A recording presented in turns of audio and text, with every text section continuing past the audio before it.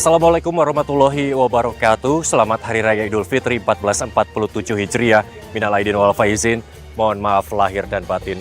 Di hari kemenangan ini, gema takbir berkumandang di seluruh pelosok negeri. Bukan hanya merayakan tentang kembali ke fitrah dan juga bagaimana merefleksikan Ramadan dalam kehidupan sehari-hari, juga tentang bagaimana umat muslim memaknai Idul Fitri dalam berkehidupan berbangsa dan juga bernegara. Serta kabar besar Indonesia di kancah global, antara lain adalah Kampung Haji di Mekah dan juga peran Indonesia dalam perdamaian di Palestina. Kami mengajak Anda untuk berbincang bersama Menteri Agama Nasaruddin Umar dari Masjid Istiqlal, Jakarta. Mari ikuti saya.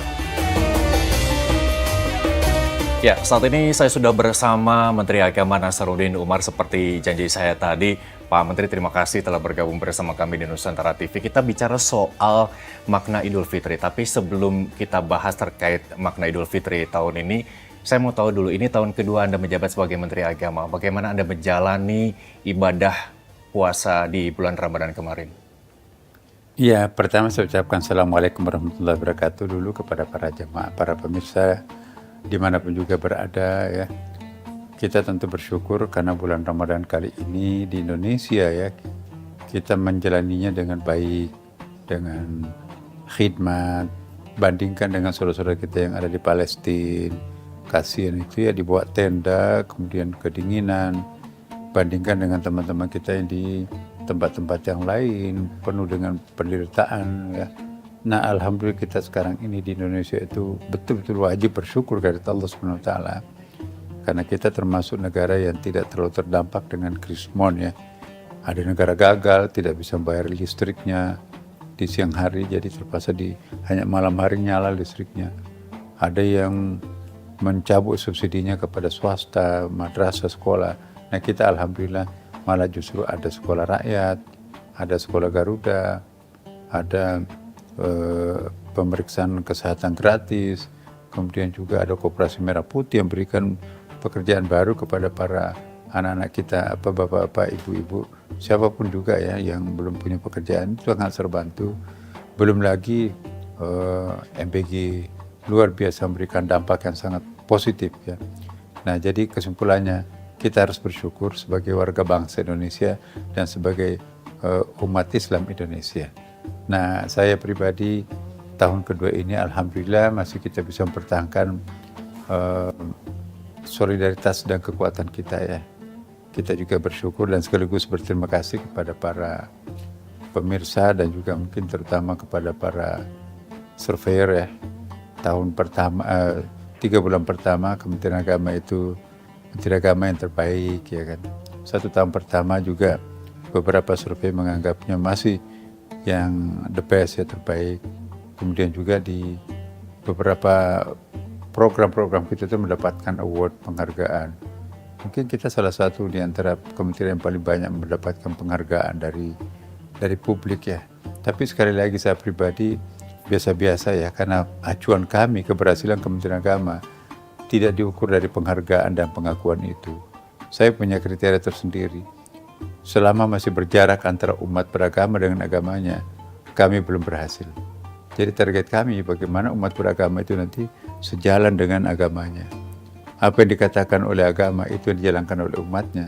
Nah, dengan demikian, kalau semua umat beragama itu menjalankan kehidupannya sesuai dengan ajaran agamanya, saya kira akan sangat baldatun thayyibah rabbun ghafur, dan nanti insya Allah rahmat akan terbuka dari langit, dari bumi dan seterusnya. Oke. Selamat kami ucapkan dari berbagai pencapaian, tapi yang terpenting adalah mempertahankan itu dan membuat masyarakat tetap percaya bahwa Kementerian Agama maksudnya mendapat predikat itu benar-benar direalisasikan ke masyarakat begitu ya Pak Nasaruddin. Tapi yang terpenting adalah setelah Ramadan ini, apa nilai yang kemudian harus bisa masyarakat pertahankan dalam konteks berkehidupan sosial dan politik menurut Anda? Iya, kalau ada efek Ramadannya, sesudah Ramadan itu yang kita harapkan. Karena kalau Ramadannya berlalu, kembali melakukan dosa langganannya lagi. Ramadan berlalu, kembali buka lagi hijabnya. Ramadan berlalu, kembali lagi menghujat orang lain. Ramadan berlalu, tidak lagi sholat. Wah, itu tidak mendapatkan efek positif Ramadannya. Yang kita harapkan, Ramadannya berlalu, tetapi ketaatannya kepada Tuhan masih jalan terus. Ya, kesantunannya kepada sesama warga masyarakat juga jalan terus, dan juga rumah tangganya juga tetap solid dan melakukan kebaktian kepada Allah Subhanahu Wa Taala itu tetap jalan terus. Dan yang paling penting juga adalah prestasinya juga semakin meningkat setelah dicuci, di training selama bulan suci Ramadan ini. Oke, yang terpenting konsistensi dalam menjalankan ibadah Ramadan ini berlaku di bulan-bulan berikutnya begitu ya, Pak Nasruddin. Baik, 30 hari kita berpuasa, saatnya kita menuju hari kemenangan. Bukan hanya kembali ke fitrah, tapi lebih jauh dari itu, bagaimana kemudian masyarakat harus memaknai Idul Fitri ini? Masyarakat harus memaknai Idul Fitri itu, Aid artinya kembali, Fitr itu artinya kesucian. Jadi manusia itu harus meyakini bahwa saya baru lahir kembali. Kayaumi waladathu ummu, bagaikan bayi yang baru lahir. Kenapa? Ramadan artinya membakar, menghanguskan. Kenapa disebut membakar Ramadan? Karena Ramadan ini membakar hangus seluruh dosa-dosa masa lampau. Man shama Ramadana imanan wa ihtisaba, ghufira lahu ma taqaddama min dzambih. Barang siapa yang berpuasa di dalam bulan Ramadan dengan penuh ketulusan, kesyahduan, maka Allah akan mengampuni seluruh dosa-dosanya. Dengan demikian, saya berharap kepada segenap warga masyarakat pasca Lebaran ini, ya, jangan lagi kembali kepada dosa. Kita kembali kepada Allah. Itu yang disebut dengan Idul Fitri.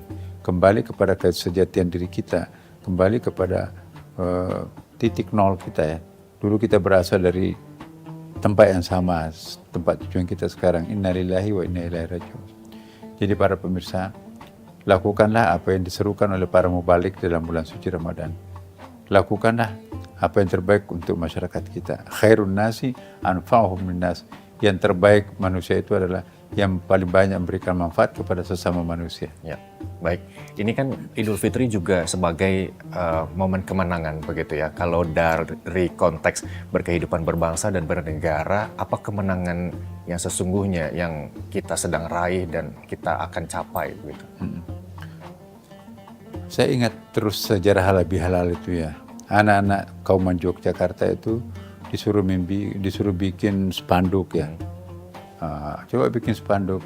Hari ini adalah hari kemenangan. Kita berhasil melawan hawa nafsu ya. Tapi hari ini, tahun ini juga kita berhasil melawan penjajahan. Ingat, kemerdekaan Indonesia itu tanggal 9 Ramadan bertepatan dengan hari Jumat. Jadi pada waktu itu kemenangan pertama kita berhasil melawan hawa nafsu karena kita berpuasa dan melakukan ketaatan. Kemenangan kedua kita berhasil mengusir penjajah. Jadi halal yang pertama, mari kita saling memaafkan karena dosa kita sesudah diampuni oleh Tuhan di langit, tapi dosa horizontal kita antar sesama tidak dimaafkan. Maka itu kita saling menghalalkan. Nah, halal yang kedua kan halal bihalal. Dulu ada penjahat perang, ada penjahat bangsa, membocorkan rahasia negara kepada antek-antek Belanda. Jangan diusir, jangan disakiti mereka. Kita sudah merdeka, mari kita kompak, lupakan masa lampau, mari kita bangun Indonesia seperti apa adanya. Luar biasa founding fathers kita pada waktu itu. Nah, itu yang sangat penting. Oke, kemudian nilai Idul Fitri untuk bangsa Indonesia saat ini? Pertama, nilai untuk diri kita sebagai suatu anggota bangsa atau bangsa Indonesia sendiri.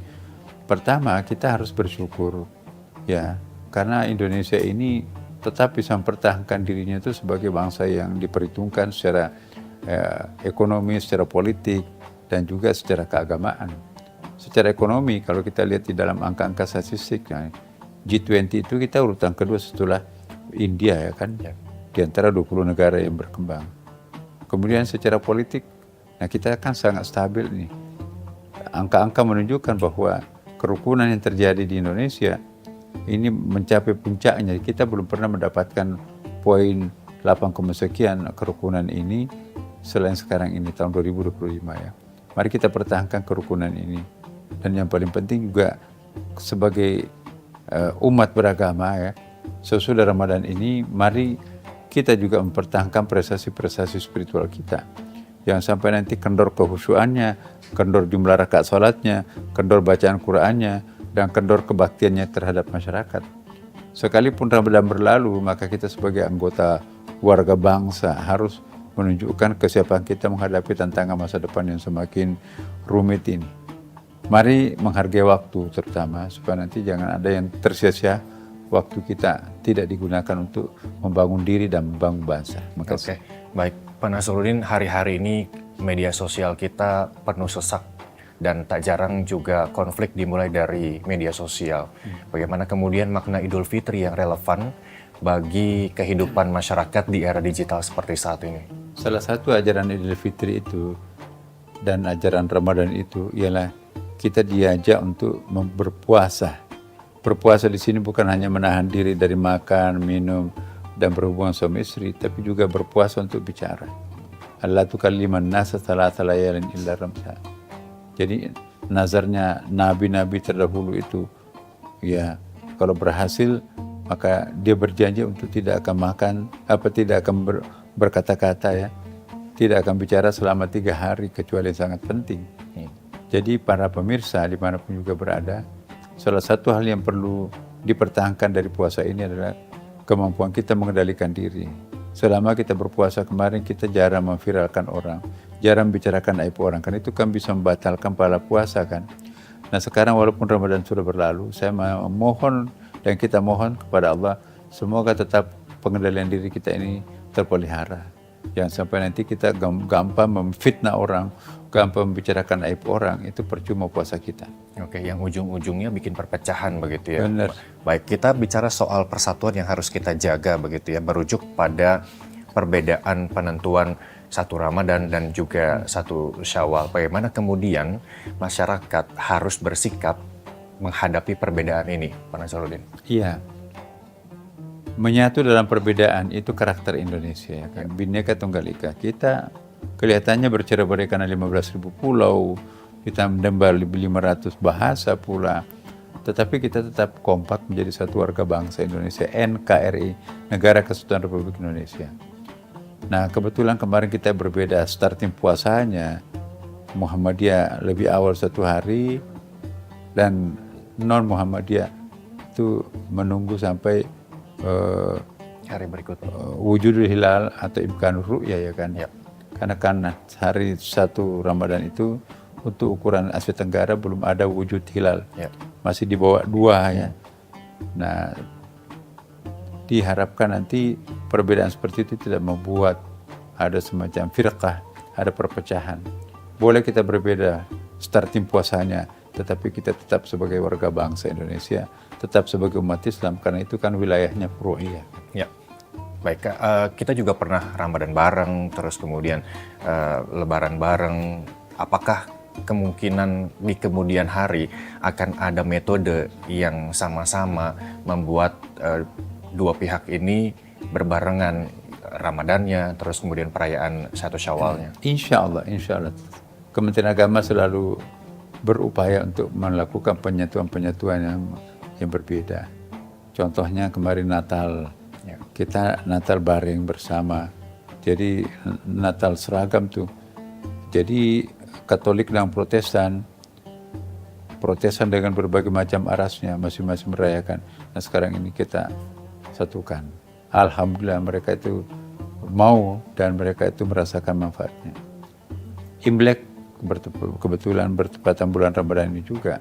Tadinya kan dirayakan oleh Konghucu, Hindu, Buddha, Islam, Katolik, Protestan yang berketurunan Tionghoa itu kan mereka menganggap Imlek itu adalah tradisi leluhurnya, ya kan. Nah hari ini bisa kompak, Ramadan ini bisa kompak, dan itulah yang kita harapkan terjadi kekompakan. Oke, itu bisa dikatakan sebagai perayaan hasanah kita nggak sih, Pak Menteri? Iya, jadi indah itu kalau kita bersatu. Maka itu saya menghimbau kepada umat-umat Islam kita nanti ini yang seringkali menekankan perbedaan pendapat satu sama lain. Mari kita mencoba untuk bagi kami Lebaran itu sunat ya, tapi bersatu itu wajib. Jangan sampai nanti kita mengedepankan sunat tapi menelantarkan yang wajib. Ya, harus wajib didahulukan, baru yang sunat. Wajib hukumnya kita kompak. Wa'tasimu bihablillahi jami'a. Kita diminta untuk bersatu dalam satu visi dan satu strategi ke depan. Ya, dan itu yang kita harapkan. Kalau memang sudah dilakukan seperti sedemikian rupa, tapi tidak bisa atau belum bisa, nanti kita berharap tahun depan mudah-mudahan ada metodologi baru bisa menjembatani perbedaan ini sehingga kita bisa kompak. Oke, PR-nya adalah generasi muda nih Pak Menteri, karena dominasi netizen kita di media sosial ada generasi milenial, generasi Gen Z. Nah, PR mereka peran generasi muda dalam menjaga persatuan dalam konteks nilai berkeagamaan seperti apa? Setiap orang punya zamannya, setiap masa itu ada generasinya. Nah, generasi muda akan datang itu, saya menghimbau, mari mengedepankan kekompakan, mari mengedepankan yang fardu baru yang sunat. Nah, bukan berarti generasi kita sekarang ini keliru, salah. Tapi itulah capaian kita sekarang ini. Ya, jangan sampai nanti perbedaan pendapat atau perbedaan mazhab, pandangan mazhab ini berbeda, membuat kita itu menjadi lemah sebagai bangsa. Jangan terjadi. Idealnya sih sebetulnya Lebaran itu harusnya bareng. Tapi kalau nggak bisa ya apa boleh buat, mari kita sepakat dalam perbedaan. Dan tuh anak muda, belajarlah yang baik. Dan carilah solusi yang terbaik. Siapa tahu Anda menemukan solusi yang para orang tuanya tidak sanggup untuk menjadikannya sebagai solusi. Oke, Anda selalu menekankan bahwa Indonesia berpengalaman menyatu di tengah perbedaan dalam situasi global yang saat ini yang penuh konflik, yang konfliknya juga belum usai. Bagaimana kemudian Indonesia bisa menjadi contoh harmoni berbasis nilai agama? Iya. Agama itu pada basicnya itu satu, mengedepankan rasa cinta. Nah, setiap agama mengharuskan warganya, penganutnya itu untuk mencintai sesama, mencintai sesama manusia, mencintai tumbuh-tumbuhan, mencintai binatang, mencintai alam semesta. Nah, kalau ini berangkatnya sama, insya Allah tujuannya juga kita akan berjumpa di ujung, ya kan. Oke, walaupun berbeda agama, tapi kita tetap kompak sebagai warga negara, ya NKRI. Saya kira itu. Adanya kemauan untuk menyatu. Di Indonesia ini sebetulnya bukan yang paling penting persatuan, tetapi keinginan kita untuk menerima perbedaan tanpa menimbulkan ketegangan. Jadi itulah hakikatnya persatuan. Jadi persatuan dan kesatuan bangsa itu bukan menyatukan dalam pengertian melakukan homogenisasi, tapi tetaplah heterogen, tetapi keheterogenitas itu tetap ada ikatan solidaritas kita. Oke, berbeda secara mazhab, tapi kita sama-sama warga negara. Itu selesai semua persoalan lokal. Oke, boleh jadi Idul Fitri kali ini di Indonesia kita merasa menang, tapi masyarakat di Palestina sudah merindukan kemenangan yang sesungguhnya karena mereka berkali-kali merayakan Idul Fitri di tengah konflik yang belum tahu kapan usai. Bagaimana kemudian bangsa Indonesia berempati dengan masyarakat Gaza di momen Idul Fitri? Tapi jangan dijawab dulu pemerintah, kita harus jeda sesaat. Pemirsa, kami akan kembali usai jeda berikut, tetaplah bersama kami.